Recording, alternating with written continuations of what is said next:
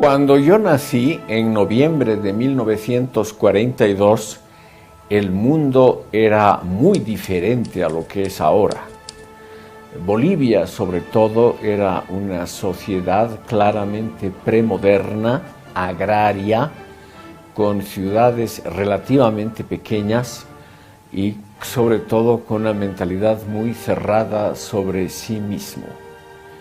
Yo nací en La Plata, la capital de la provincia de Buenos Aires, en la Argentina, porque mi madre era argentina, hija de españoles.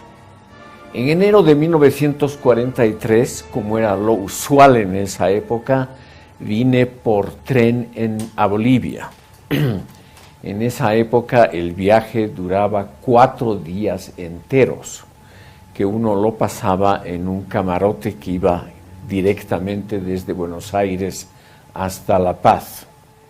De mi infancia puedo decir poco, fue una infancia tranquila, en un mundo donde todavía había unas diferencias sociales muy grandes.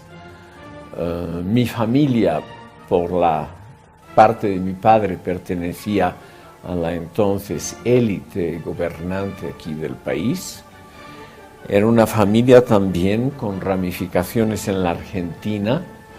Los Mansilla argentinos pertenecían a la vieja aristocracia terrateniente. Y yo conocí de niño algo que seguramente ha desaparecido, que es la vida cotidiana de las antiguas familias de la clase alta que aquí en Bolivia terminaron en 1952 de existir con la Revolución Nacional, y en la Argentina durante el gobierno peronista, que se inició en 1943 y más claramente en 1946.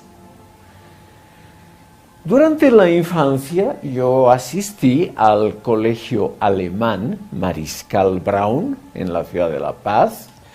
El colegio alemán en esa época era mucho más modesto de lo que es ahora. Funcionaba en la calle Aspiazu, en un viejo caserón extremadamente feo, y ahí en esta escuela estuve yo desde el jardín de infantes hasta el bachillerato, o sea, desde 1949 hasta 1961. Tengo pocos recuerdos importantes del colegio alemán. Era un colegio todavía que se distinguía sobre todo por una gran disciplina. Mi madre venía de una familia, como decía, de origen español, con una enorme inclinación cultural por la cultura francesa. Entonces, ya antes de que yo entre al colegio alemán, visité aquí en La Paz la llamada Alianza Francesa para aprender el idioma francés y naturalmente algo de la cultura francesa. La familia de mi madre ha estado siempre muy ligada a lo que se podría llamar el modelo civilizatorio francés, y por ello yo desde muy pequeño estuve en contacto con la literatura francesa, con libros en francés. Me acuerdo muy bien que los primeros libros de historia que yo he leído en mi vida han sido libros que tratan sobre la historia de Francia. Pero el acontecimiento que modificó notablemente nuestra vida fue la Revolución Nacional de abril de 1952.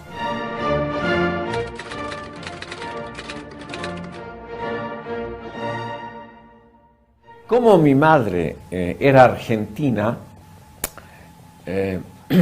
la familia viajaba casi cada año a Buenos Aires, sobre todo en la época de diciembre, enero, que coincide con el verano argentino.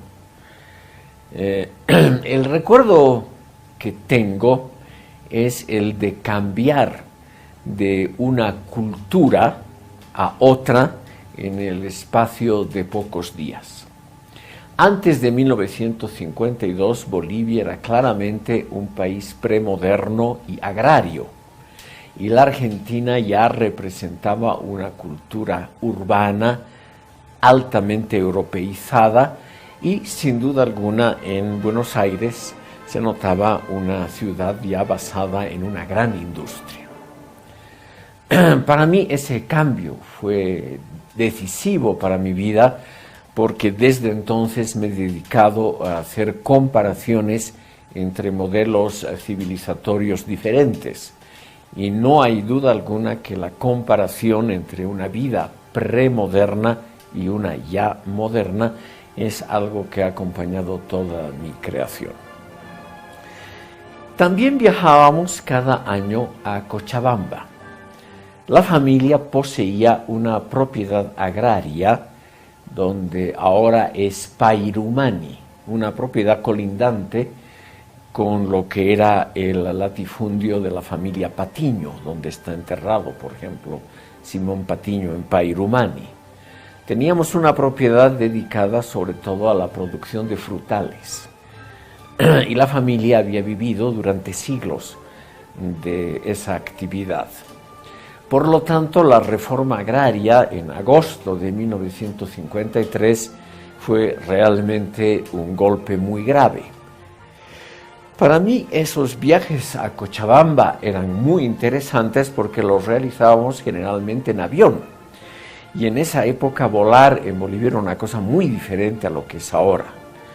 En esa época uno viajaba a Cochabamba, por ejemplo, con la compañía Panagra, que ya no existe ahora, una compañía norteamericana, y los vuelos a Cochabamba, por la enorme distancia en esa época, hacían una escala en Oruro. Esos vuelos se realizaban en aviones pequeños a hélice, que tenían la curiosidad de moverse terriblemente en vuelo.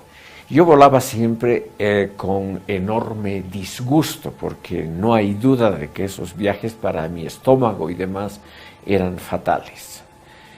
Me gustaba mucho más, lo cual hicimos poco, viajar por tren a Cochabamba, que duraba el viaje en esa época 24 horas. Había que dormir, había también que alquilar un camarote en el ferrocarril, que además en esa época eran muy puntuales y me imagino muy diferentes a lo que son ahora los transportes públicos, porque muy poca gente viajaba en aquellas décadas. Cuando viajábamos a la Argentina recorríamos siempre algunas ciudades del interior. De niño me acuerdo particularmente de una vacación que la pasamos en Mar del Plata. Es allí donde vi por primera vez, por ejemplo, un casino y los juegos de azar, un casino de gente elegante que apostaba millones, una atmósfera extraordinariamente electrizante para un chico pequeño. Luego también hicimos muchos viajes por los alrededores, por países vecinos como el Uruguay y Chile. En fin, fue una época donde me fue relativamente bien.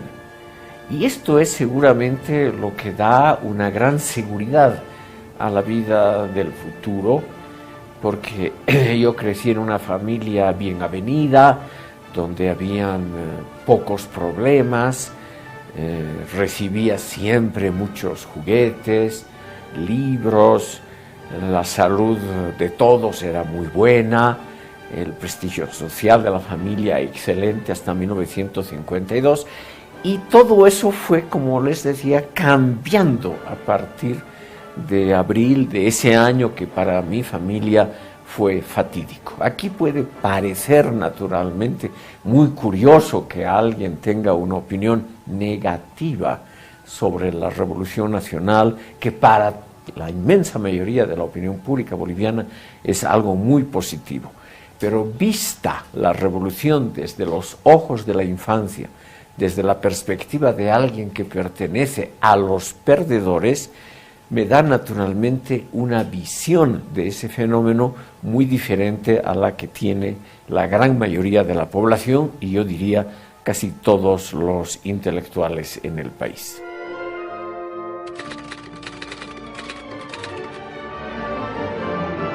Mi padre, Hugo Mancilla Romero, estudió ingeniería civil e hidráulica en universidades argentinas, en Buenos Aires y La Plata. Y él pasó 12 años extremadamente agradables, como yo, en el ámbito universitario. Al regresar a Bolivia, él hizo sobre todo carrera universitaria. A la universidad él dedicó la mayor parte de su existencia. Mi padre fue durante 30 años decano de la Facultad de Ingeniería y luego fue durante algunos periodos, ninguno lo pudo cumplir totalmente, rector de la Universidad Mayor de San Andrés. Al lado del monobloc hay un edificio pequeño, el Laboratorio de Resistencia de Materiales, que lleva su nombre. Era un hombre de pocas palabras. Nunca me quiso contar nada sobre su propia infancia. Sus padres, mis abuelos, habían fallecido ambos cuando él era un niño.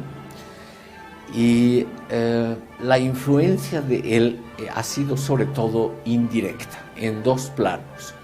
Él tenía un extraordinario amor a los libros. Lo más notable en la casa paterna hasta hoy es la enorme biblioteca que ha dejado mi padre, en su mayoría libros que tenían que ver con las materias que a él le gustaba, resistencia y elasticidad de materiales, hidráulica, cálculo estructural, cosas de las cuales yo no entiendo absolutamente nada. Pero me interesó mucho el sistema que tenía mi padre para ordenar sus libros, una manera estrictamente lógica que me la explicó cuidadosamente. Y luego mi padre era una persona que no le gustaba la influencia pública, era un hombre en realidad modesto, que nunca trató de brillar en la ingrata república de las letras o en la más ingrata de la política. Leyendo muchos años después a Hannah Arendt, sobre todo su libro Yo quiero comprender, es donde yo noté algo que mi padre me dijo cuando en los meses anteriores a mi ida en Alemania, cuando me dio algunos consejos para la vida universitaria fuera de la casa paterna. Me dijo, por ejemplo, yo no he querido influir ni política ni intelectualmente en el país, ni he querido formar una escuela de discípulos, yo solamente quise comprender. Quise entender el mundo y sus habitantes y a mí mismo, y eso, me dijo mi padre, me brindó una gran satisfacción intelectual. Un sentimiento de hogar que es lo que yo no tuve cuando era chico, y ese sentimiento es el que me dijo, me ayudó también a reconciliarme con el mundo y a verlo, pero de manera crítica, es decir, una reconciliación solamente parcial. Mi padre me dijo, siguiendo también curiosamente un título de una obra posterior de Hannah Arendt, hay que pensar sin barandas, o sea, es una cosa típica de arquitectura, es un aditamento que se pone a escaleras para que la gente sea guiada y protegida de caídas. Y él me dijo, hay que pensar sin barandas, sin un apoyo que al mismo tiempo nos obligue a tomar una dirección, a adoptar una meta o una ideología. Él tenía simpatías en los años 40, por ejemplo, por el partido de la izquierda revolucionaria PIR, pero al mismo tiempo era un hombre muy abierto a otras ideas y a otras concepciones. En la casa jamás de los jamases hizo propaganda por el PIR o por el marxismo o por cualquier otra tendencia de izquierda, a pesar de que se notaba su enorme simpatía por la Unión Soviética y por los países socialistas.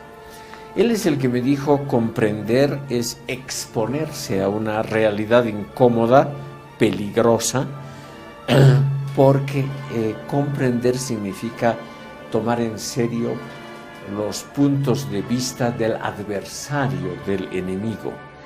Y al ver al adversario, nos damos cuenta que todos nosotros somos extraordinariamente parecidos. Estas son algunas de las cosas que yo aprendí de su influencia, que seguramente ha sido poderosa.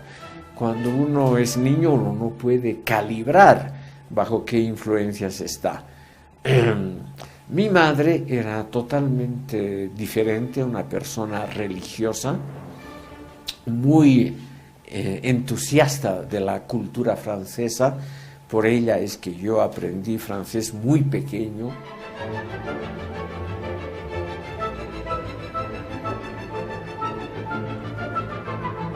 En el 52 el MNR tomó el poder y se puede decir con alguna seguridad que pequeños progresos que se habían hecho en el campo del Estado de Derecho o de la seguridad ciudadana fueron brutalmente conculcados por ese gobierno que ha pasado a la historia como un gobierno progresista.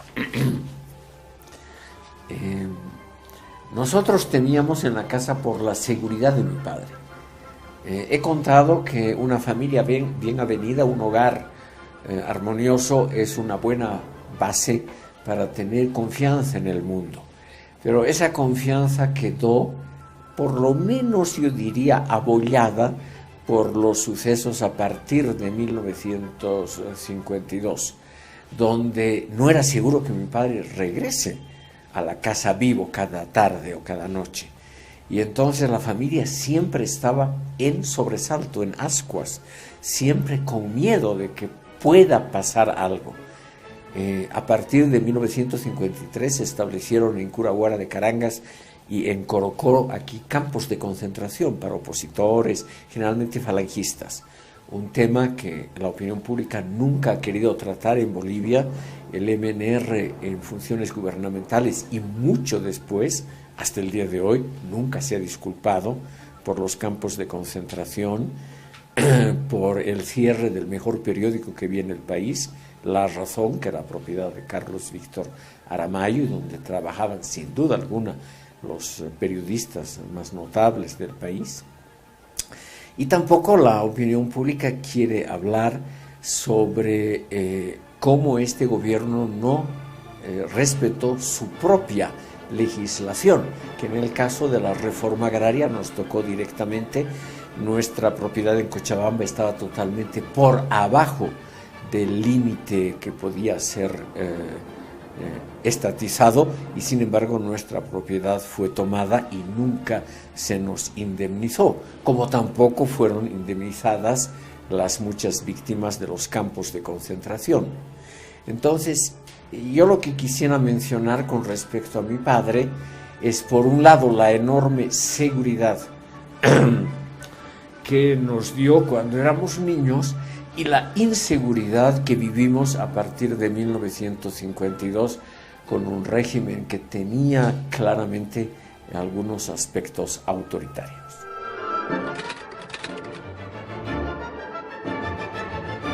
Llegué a Alemania en mayo de 1962 para estudiar en la Universidad Libre de Berlín. Como la universidad me concedió la admisión recién a partir de octubre de ese año, me dediqué en estos primeros meses a hacer algunos viajes que han tenido una fuerte influencia sobre mi vida. Visité una buena parte del sur de Alemania y ahí tuve lo que se puede llamar una vivencia muy interesante. Me di cuenta que la Alemania industrializada, altamente urbanizada, es decir, lo que uno generalmente asocia a Alemania, es solamente una parte de esa nación. Me di cuenta de la enorme cantidad, por ejemplo, de monasterios, abadías, iglesias, colecciones de arte que habían sobrevivido incólumes a la Segunda Guerra Mundial. Recuerdo sobre todo viajes dentro de la región que siempre me ha parecido la más interesante de Alemania, que es Baviera, donde las pérdidas por la guerra habían sido relativamente pequeñas y donde uno podía visitar cosas muy interesantes, por ejemplo, ciudades como Augsburgo, Múnich, Bamberg, Bayreuth, Aschaffenburg, u otras que estaban en relativamente buen estado. A partir de 1963 me dediqué también a viajes saliendo de Alemania. El primer viaje que hice fue a Austria y ahí, para mi sorpresa, conocí a una cultura de habla alemana, pero muy diferente a lo que es la imagen normal de Alemania. Austria, un país católico con poca industrialización, donde se notaba muy claramente todavía la preponderancia de viejos valores aristocráticos. En los años siguientes visité varios países europeos y la experiencia que me ha marcado sin duda alguna profundamente ha sido la visita de países en Europa Oriental. Europa Oriental era todavía una sociedad preindustrial que tiene, y eso fue lo simpático, lados muy agradables. Por ejemplo, la facilidad de hacer contactos personales con la gente, el hecho de que uno puede ingresar a círculos familiares o algo así, que en el mundo occidental es muy difícil, y por ello pude conocer la vida cotidiana de muchas familias en estos países que en esa época, 1964, pertenecían al mundo comunista. Y ahí me di cuenta que la resistencia al socialismo era enorme. Es decir, que la gente tenía que vivir en países que estaban bajo las tropas soviéticas, pero que les hubiera gustado muchísimo ser totalmente independientes, lo cual ocurrió recién a partir de 1989. Ahí pude ver además que existían, como en todo país, pero que no se notaba abiertamente, un grado enorme de nacionalismo que también hizo explosión después de 1990. Por ejemplo, Checoslovaquia hoy ya no existe, se ha dividido en dos países. Estuve en Yugoslavia, nación que hoy tampoco existe, dividida en 7 naciones soberanas hoy en día. Noté también en estos países que se había preservado muchísimo más del pasado de lo que uno puede imaginarse. Por ejemplo, en el trato muy respetuoso a los ancianos, al enorme prestigio social que todavía tenía la vieja aristocracia terrateniente, aunque se les habían expropiado completamente las tierras, pero se notaba que tenían todavía en el plano cultural mucho que decir. En el curso de los años hice también viajes a países más lejanos, cada vez más lejanos, con referencia a Alemania. Yo vivía en Berlín Occidental y ahí estuve en países islámicos, que es probablemente la gran experiencia de mi vida. Aquí tengo un volumen de Hans Küng, un teólogo que seguramente es uno de los conocedores mejores del Islam actual, y por medio de lecturas y también por la experiencia cotidiana pude ver cómo es la vida cotidiana tan diferente de lo que uno se imagina por las imágenes que uno recibe de estos países. Entre los países islámicos que he visitado se encuentran algunos del núcleo árabe. Visité, por ejemplo, Siria, los países del norte del África, etcétera, y también algunos que no son árabes, pero islámicos, como Turquía, los países que están al sur del Sahara, donde además en años posteriores trabajé para una fundación alemana. La experiencia más importante es algo que la gente no escucha con gusto. Son países, como se sabe, que tratan de mantener su identidad islámica, a menudo contrapuesta a la modernidad, contrapuesta al mundo occidental. Y en esos países hay, como se sabe, movimientos islamistas radicales que creen que el mal por excelencia son los Estados Unidos y sus aliados.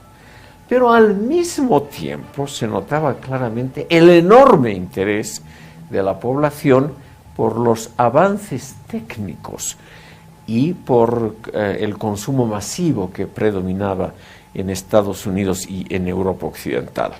Para decirlo con una frase plástica, era gente que decía despreciar esa cultura del capitalismo, ese mundo de vida mercantil, etcétera, esa democracia falsa de los países occidentales, pero no perdían la ocasión de consumir artículos occidentales, de visitar y, si era posible, vivir en los países del capitalismo, y naturalmente todos los que yo he conocido, sin excepción alguna, tenían sus ahorros en bancos occidentales.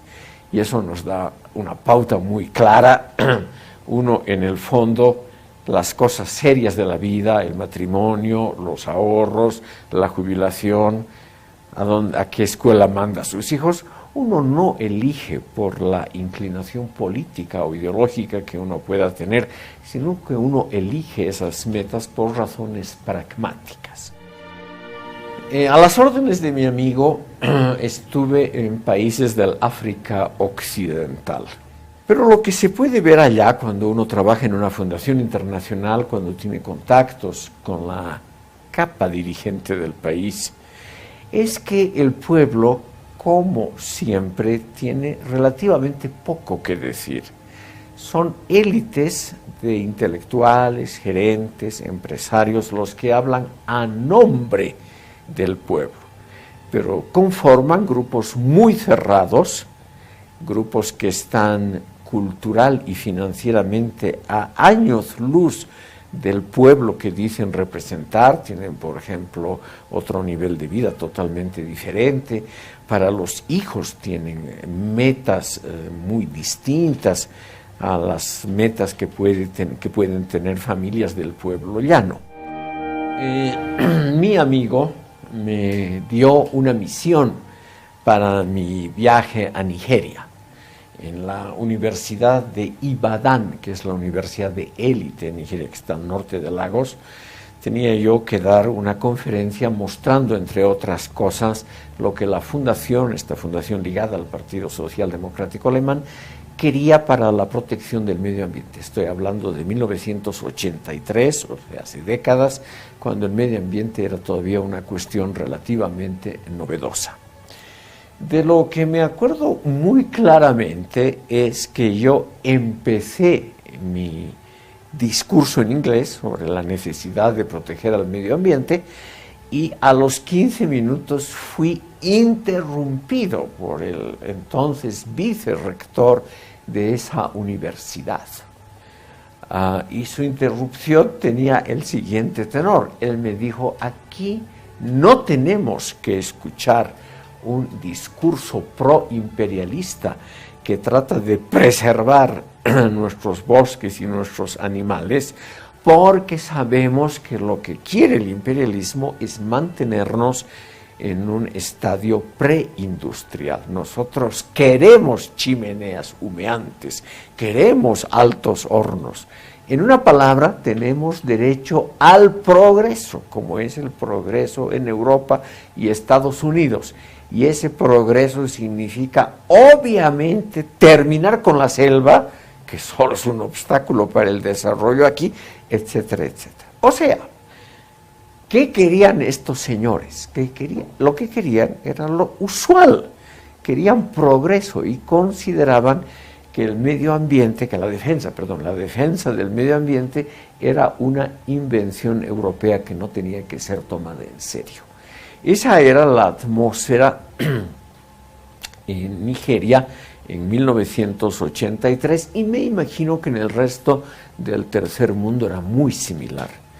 En 1972 tuvo lugar la primera conferencia que ha habido en el mundo sobre medio ambiente en Estocolmo, y en esa conferencia los países comunistas y los del tercer mundo formaron una sólida alianza en pro del progreso material y contra la innecesaria defensa del medio ambiente, que se lo vio como una especie de irrupción imperialista en los asuntos internos de esos países.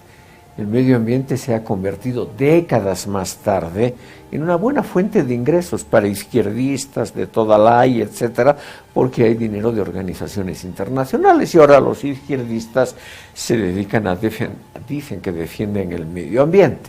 Pero mi impresión, y esto es lo principal que quería decir, mi impresión es que esa defensa del medio ambiente es una cosa pragmática. Donde hay dinero están los intelectuales y los profesionales de izquierda. Y el tema mismo, por ejemplo, la defensa de los pobres animalitos, nuestros hermanos, en el fondo eso les es indiferente.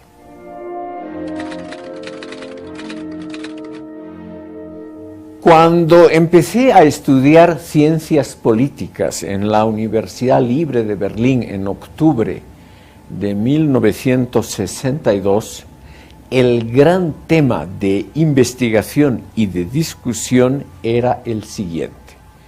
¿Cómo fue posible que un pueblo relativamente culto como el alemán, cómo era posible que ese pueblo, mediante elecciones totalmente libres, haya caído en manos de un gobierno de la extrema derecha, como fue el de Adolf Hitler, que llevó además al país a su total destrucción en muy pocos años? Uno de los temas entonces que me interesó muchísimo es el tema de las mentalidades colectivas. La gente no actúa solamente por cuestiones financieras o no elige partidos exclusivamente mediante programas racionales que uno pueda discutir y con los cuales uno puede identificarse, sino que la gente a veces se decide por líderes que les prometen cosas que uno espera desde la infancia. Por ejemplo, la mano dura pero justa del padre. En estos primeros años en la Universidad de Berlín estaban de moda, y yo seguí esa tendencia, los estudios de la Escuela de Frankfurt y sobre todo de Erich Fromm, y al cual he dedicado mi principal libro que ha aparecido en alemán.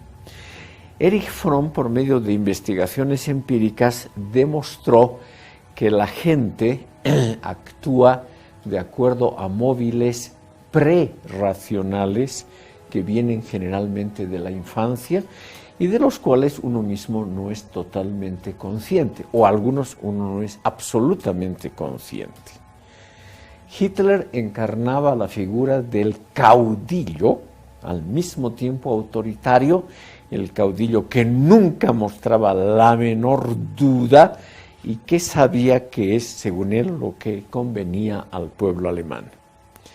La población, sobre todo en épocas en que hay crisis, no quiere políticos que duden, políticos que expliquen alternativas o políticos que hablen simplemente en un idioma difícil y poco comprensible.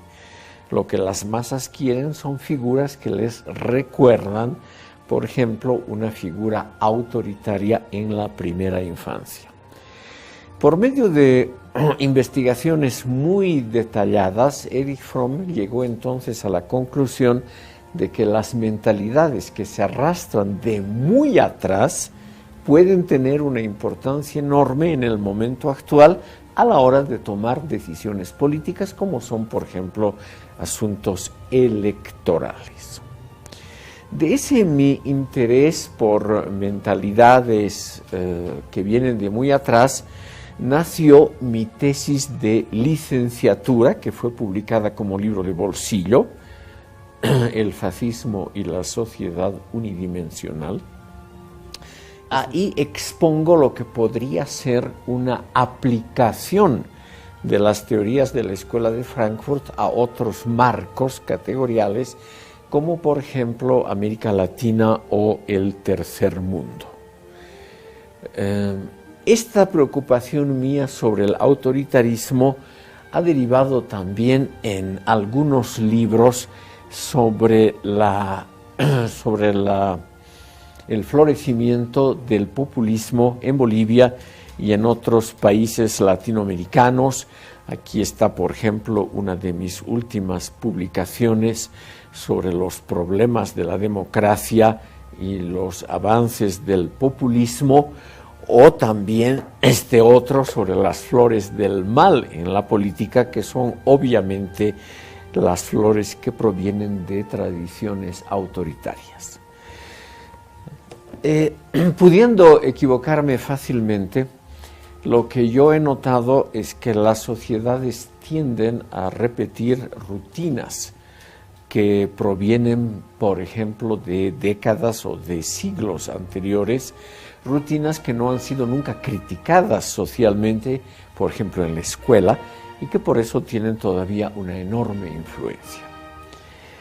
Otro de los integrantes de la Escuela de Frankfurt que me impresionó muy favorablemente es Jürgen Habermas, que todavía vive, es el representante actual más conocido de esta tendencia. Y Habermas ha explicado que, por ejemplo, él es un ejemplo de lo que puede hacer un sistema de educación diferente. A partir de 1945, en las partes que estaban bajo ocupación de las potencias occidentales, en Alemania se modificó completamente el sistema educativo. Y los chicos aprendieron desde muy pequeños valores democráticos. Y entre esos valores democráticos, el más importante, según la Escuela de Frankfurt, es el de poner en duda permanentemente lo que uno sabe, y al poner en duda uno pone también en cuestionamiento las autoridades políticas, morales, religiosas que uno hasta ese momento había considerado como notables. Entonces, estos años universitarios me enseñaron que uno tiene necesariamente que dudar de lo que uno más quiere, de las convicciones más profundas. No vale la pena dudar del otro, de lo que hacen los otros, sino que uno tiene que poner precisamente en cuestionamiento los valores más profundos, los sobreentendidos, los obvios de uno mismo. Aplicando esto al caso boliviano, he llegado a la conclusión, me puedo equivocar fácilmente, que aquí existen tradiciones autoritarias que nunca han sido estudiadas convenientemente, y, peor aún, nunca ha habido una educación que ponga en duda esos valores de orientación que vienen de muy atrás. Quisiera dar solamente un ejemplo o dos ejemplos elementales. Desde la época de la colonia, como lo ha demostrado Gabriel René Moreno en su libro Los últimos días coloniales del Alto Perú, hay la tendencia en este territorio de culpar a agentes externos por todos los males del país. Por ejemplo, al imperialismo español, posteriormente al imperialismo británico asociado a Chile por la Guerra del Pacífico, actualmente al imperialismo estadounidense. Y nunca se ocupan de los males que tiene este país o de los problemas a la mentalidad prevaleciente precisamente en los estratos populares. De estos autores de la Escuela de Frankfurt aprendí que es extremadamente importante estudiar los fenómenos de la religiosidad popular.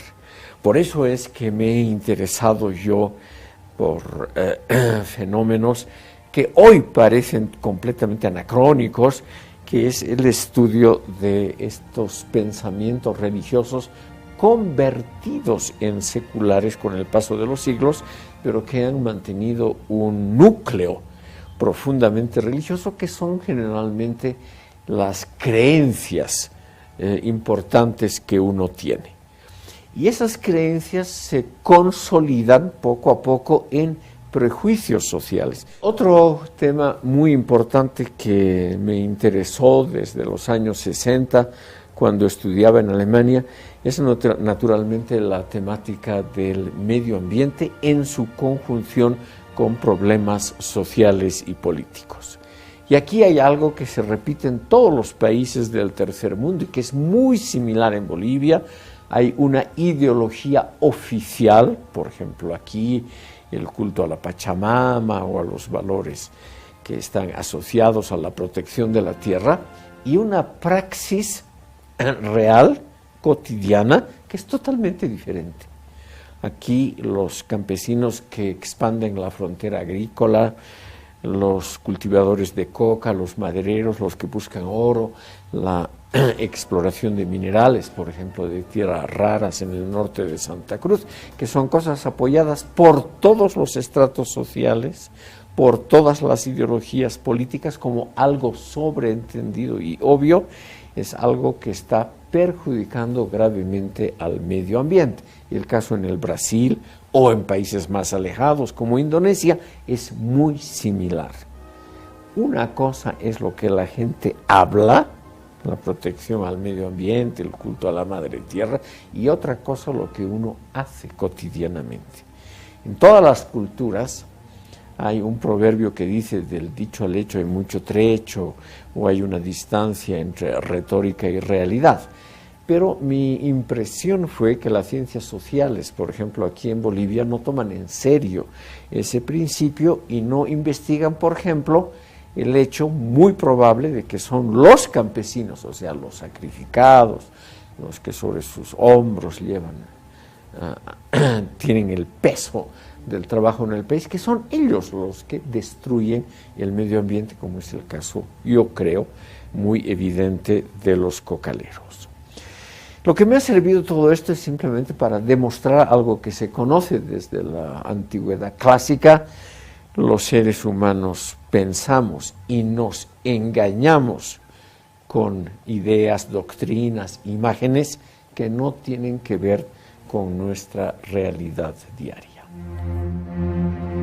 Durante mis épocas en Alemania leí y asistí a cursos de Theodor W. Adorno, que en los años 60 era el director del Instituto de Investigaciones Sociales de la Universidad de Frankfurt, y en ese momento el representante más conocido de la Escuela de Frankfurt, que había sido fundada por Max Horkheimer, quien ya estaba jubilado cuando yo llegué a Alemania, pero yo mantuve correspondencia, es la persona de este círculo que mejor conozco, y le hice una larga entrevista que fue publicada en alemán, en una revista cultural alemana. Y ellos me mostraron la necesidad de apoyarse, obviamente, en teorías que han sido ya formuladas. Ellos no eran iconoclastas en el sentido de que ellos no querían destruir lo que la filosofía y las ciencias sociales habían producido a lo largo de 2500 años. Esta escuela de Frankfurt ha iniciado una temática que a mí me ha parecido importante y que yo he tratado de introducirla en esa teoría crítica de la modernización, que es el subtítulo de este libro, publicado también en Alemania en 1986. También he indagado sobre estos temas en este que es mi primer libro, publicado en España en 1970, también como libro de bolsillo. Este libro fue comercialmente muy exitoso. Y ellos me indujeron a aplicar la teoría de la Escuela de Frankfurt a la realidad latinoamericana, cosa que hasta entonces no se había hecho. Yo creo, para decirlo en dos palabras, que hay que estudiar todos esos fenómenos subterráneos de la mentalidad que nunca aparecen claramente. Uno nunca dice, ni a la enamorada, los móviles más profundos o los temores más profundos que uno tiene. Entonces, esos móviles, justamente ellos, que no son móviles políticos claramente, son muchas veces los que deciden los temas políticos posteriores. Entonces, esta escuela me mostró la importancia de estudiar lo que se llama el psicoanálisis social, el ver esa enorme cantidad de prejuicios que todos tenemos, no somos conscientes de ellos, y cómo esos prejuicios tienen que ver con nuestra realidad cotidiana. Por ejemplo, la relación extremadamente ambivalente que hay en América Latina y en Bolivia con respecto al imperialismo norteamericano, que es una relación muy clara de odio y amor simultáneamente. Es una relación que dice estar contra esa cultura y al mismo tiempo es una cultura que consume los últimos adminículos de la técnica norteamericana con una extraordinaria fascinación. Los mismos, por ejemplo, guerreros talibanes que durante el día combaten severamente el imperialismo yanqui, son gente que usan armas, sistemas comunicacionales, sistemas bancarios, etcétera, de esa propia cultura occidental. En la noche, después de su sacrificada labor antiimperialista, vuelven a sus casas, pegan a sus mujeres y las tratan como las han tratado durante siglos, de una manera extremadamente convencional. Entonces, estos señores de la Escuela de Frankfurt me han llevado a una pista que me ha parecido siempre muy interesante. Los revolucionarios son en su mayoría gente conservadora. También he publicado aquí un libro, el único en Bolivia que ha tenido un gran éxito comercial, que se llama El carácter conservador de la nación boliviana, y he tratado de aplicar eso a Bolivia, mostrando, pudiendo equivocarme fácilmente, que aquí los intelectuales de izquierda, la gente que se cree progresista, en el fondo son gente conservadora como el resto de la población, pero no quiere tampoco admitir ante ellos mismos que son conservadores. Al hacer el bachillerato en 1961 en el Colegio Alemán de La Paz, gané automáticamente una beca de estudios del Servicio Alemán de Intercambio Académico, institución que financió mi estadía en Alemania durante 12 hermosos años. Fueron seguramente los años más despreocupados de mi vida en todo sentido y también los más felices. Esos 12 años los pasé en gran parte en la Universidad Libre de Berlín, con una estadía en Frankfurt. En 1968 realicé el examen de licenciatura. Debido a un buen resultado, me prolongaron la beca hasta 1974. El título de mi licenciatura se llamaba El fascismo y la sociedad unidimensional. En 1973, en marzo, hice el famoso examen llamado Rigorosum, que es el examen final del doctorado, con la combinación de materias filosofía, ciencias políticas y literatura hispánica. De ello ha salido este libro, que es hasta ahora el que más quiero y el que más trabajo me ha costado, que es un estudio sobre las teorías oficiales de moral y ética en los países socialistas, sobre todo en la Unión Soviética, la República Democrática Alemana, que todavía existía, y Cuba. A partir de 1973 me dediqué a trabajos de investigación. Hice mi postdoctorado, lo que se llama en alemán la habilitación para cátedra regular, en 1976.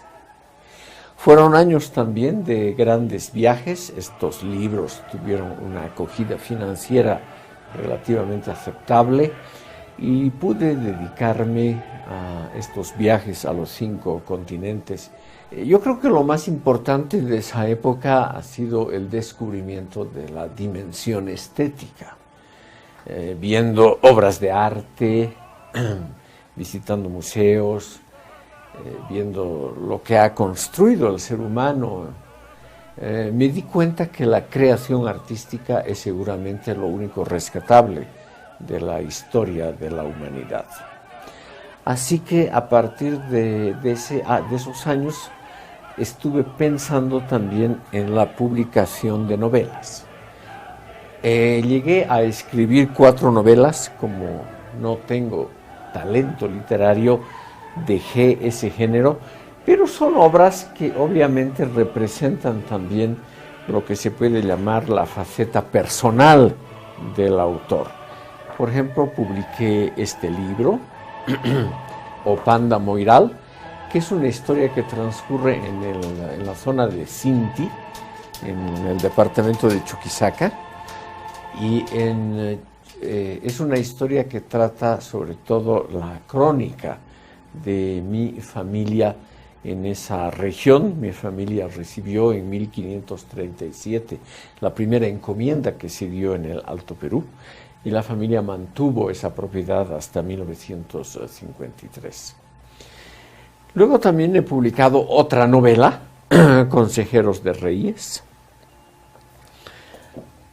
donde explico mis ideas políticas fundamentales en una forma fácilmente accesible para el público. Todo esto tiene que ver con la revuelta estudiantil de 1968 en toda Europa, sobre todo en París, que empezó en 1967 en mi propia universidad. Sobre ello también tengo publicada una novela llamada Laberinto de Desilusiones, que ha aparecido aquí en Bolivia en 1983. Lo que me asombró sobre todo de esta revuelta estudiantil es que los alumnos luchaban por metas absolutamente lejanas. Era una revuelta en territorio europeo, y sin embargo los estudiantes se entusiasmaban por las llamadas luchas de liberación nacional en Vietnam, en países africanos, en Angola, en Mozambique, es decir, en territorios muy lejanos, sobre los cuales los estudiantes revoltosos tenían ideas muy vagas. Es más, me asombró el absoluto desinterés de los estudiantes revoltosos alemanes por los detalles desagradables de la vida cotidiana en esos países. En 1973, terminado mi doctorado, realicé también una serie de viajes que son un poco tediosos de explicar aquí, por países del África y del Asia, que me mostraron esos detalles siempre interesantes para las ciencias políticas, que es, por ejemplo, el aspecto comparativo. La misma gente que habla de la necesidad de una cultura autóctona, de rescatar los materiales y los logros de antiguas culturas, en el fondo lo que quieren es vivir bien como occidentales y solamente dedicarse a este mundo que quieren rescatar de manera simbólica, es decir, secundaria. Esto ha servido para varios libros posteriores que he publicado. Quisiera mencionar aquí el libro que he publicado en Rincón Ediciones sobre la descolonización y sus principales personajes, como Fausto Reynaga, que es, creo yo, uno de mis libros que tiene que ver más con cosas concretas, con temas específicos aquí en Bolivia. De ello ha salido una especie de continuación, que es mi libro Una mirada crítica sobre la obra de René Zabaleta Mercado, que también va a aparecer en Rincón Ediciones. Yo quisiera expresar mi agradecimiento a esta casa editorial, que se preocupa por un autor difícil de entender y con posiciones incómodas para la mentalidad del país, y sin embargo la editorial ha apostado por este autor desconocido. Yo he regresado a Bolivia en varias oportunidades, nunca he tenido un regreso definitivo. Por ejemplo, después del doctorado en 1974 volví por un año y medio y estuve bajo el gobierno del general Banzer aquí hasta comienzos del 76. Luego de varios viajes regresé en 1979 y me quedé hasta el golpe de Estado de García Meza en 1980. Volví otra vez a regresar en 1982, cuando se restauró aquí la democracia y mi padre fue nuevamente puesto como rector de la Universidad Mayor de San Andrés. Y desde entonces, con varios periodos fluctuantes, he vivido en Bolivia. Quisiera mencionar que en 1987 fui elegido miembro de la Academia Boliviana de la Lengua y por lo tanto también miembro correspondiente de la Real Academia Española, y en el año 2000 fui elegido miembro de número de la Academia Boliviana de Ciencias, cuya vicepresidencia he tenido hasta hace pocas semanas. Aquí en Bolivia me he dedicado sobre todo a completar proyectos anteriores. Por ejemplo, aquí en Bolivia escribí en alemán mi teoría crítica del poder, que ha sido publicada en Alemania en 1994. Han salido varios libros de esta época posterior, como no tuve la suerte de trabajar muy poco. Por ejemplo, estuve en la Corte Nacional Electoral unos años y luego como catedrático mal pagado y solamente con el rango de invitado en la Universidad Mayor de San Andrés.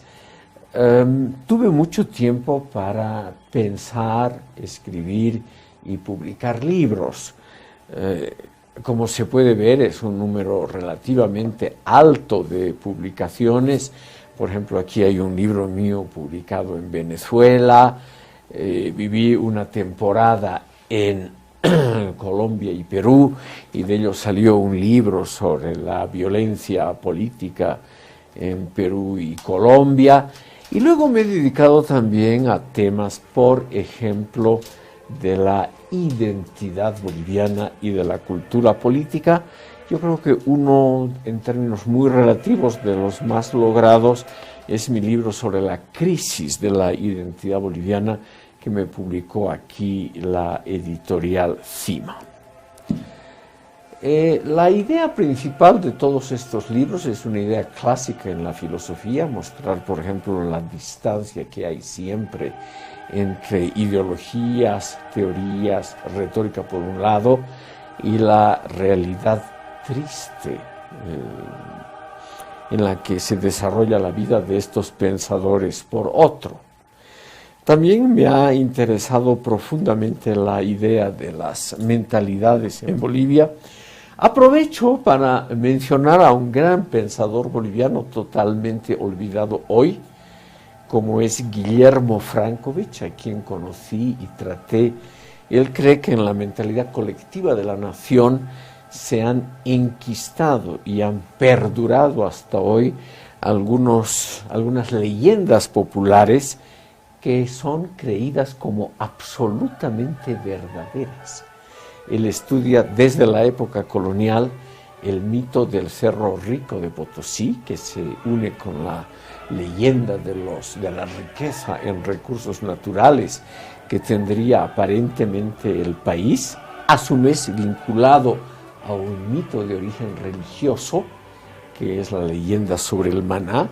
El maná es un alimento que, según la Biblia, cae sobre todos de forma democrática y sin esfuerzo alguno. que es lo que probablemente muchos bolivianos piensan que deberían ser los recursos naturales, o sea, algo que sin gran esfuerzo llueve a todos como una indemnización financiera. Frankovich ha tenido el mérito como primero de investigar esas leyendas, esos mitos que perduran en la mentalidad colectiva del país. He tenido obviamente influencia de muy diversos pensadores en mi ya larga vida. Yo diría que una de las influencias más importantes que he tenido ha sido la del poeta y ensayista mexicano Octavio Paz, a quien conocí personalmente en México, donde también en la época en que conocí personalmente a René Zabaleta Mercado, a comienzos de 1979, pasé una larga temporada en ese país. Tengo el presentimiento de que una parte de mi obra se debe a ideas de Octavio Paz y también a ideas de Mario Vargas Llosa, sobre todo su obra La Utopía Arcaica, que es un estudio sobre José María Arguedas y los mitos también profundos que hay en el imaginario colectivo peruano, que son muy similares a las leyendas colectivas que existen en Bolivia, por ejemplo, sobre el destino del país, sobre los obstáculos al desarrollo, sobre los amigos y enemigos del país. En 1999 pasé un año en la Universidad de Zúrich, en Suiza, como profesor invitado, y ello me permitió una gran cantidad de tiempo libre y de nuevas ideas. Pude ver cómo estaba el nivel académico y temas interesantes en el ámbito académico europeo. De esta estadía en Suiza nacieron 3 ideas que quisiera explicar muy brevemente. En Suiza yo había conocido anteriormente a un gran novelista, que sigue siendo el escritor más famoso que ha dado Suiza al mundo, Max Frisch, y él publicó una serie muy interesante de memorias. A ello se une el que yo haya leído también por esa época El pez en el agua, el gran libro de memorias de Mario Vargas Llosa, y algunas otras, como las del duque de Saint-Simon, sobre la época de Luis XIV en Francia, y otros temas.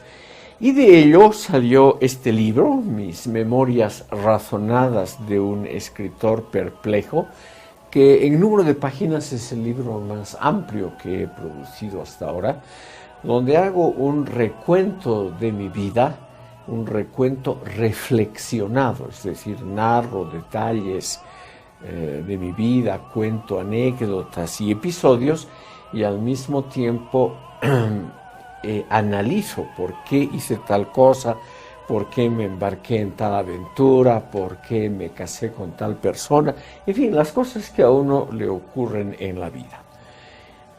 Lo único curioso que tienen estas memorias es que todos estos acontecimientos trato de enmarcarlos en los libros y en las obras que he escrito. He tratado también de rescatar algunas cosas del pasado y de otros autores que me parece que deberían ser más conocidos en Bolivia. Por ejemplo, aquí está el libro de un catedrático alemán, Manfred Mols, quien dedicó toda su vida a estudiar problemas de la democracia en América Latina, y quien ha hecho, creo yo, compuesto teoremas muy interesantes sobre cómo los latinoamericanos han modificado la cultura política autoritaria que hemos heredado de España, y la han modificado insuflándole algunos elementos tecnológicos occidentales muy exitosamente, como por ejemplo el Brasil, el país más exitoso en ese campo, pero sin producir algo realmente original. Y finalmente, el último de estos grandes, si se puede llamar así, proyectos intelectuales que he tenido, es el rescate del mundo premoderno, del cual también he publicado un libro aquí. Yo creo que el mundo que ha terminado ya, por ejemplo, el que existía en Bolivia antes de 1952, era un mundo que no era del todo negativo, del todo malo, que tenía algunos aspectos que deberían ser salvados, es decir, rescatados del olvido. Aunque suene muy curioso, yo creo que no está mal alguna forma de religión para mejorar nuestros vínculos con el otro, o sea, con el prójimo. Yo creo que la religión durante milenios ha sido la forma cultural más interesante y la única en que se ha desarrollado el ser humano, y hemos, sin duda alguna, creado formas religiosas que creo yo merecerían ser salvadas, y algunos valores asociados a la religión, como por ejemplo el amor al prójimo, que creo yo merecerían una mejor suerte.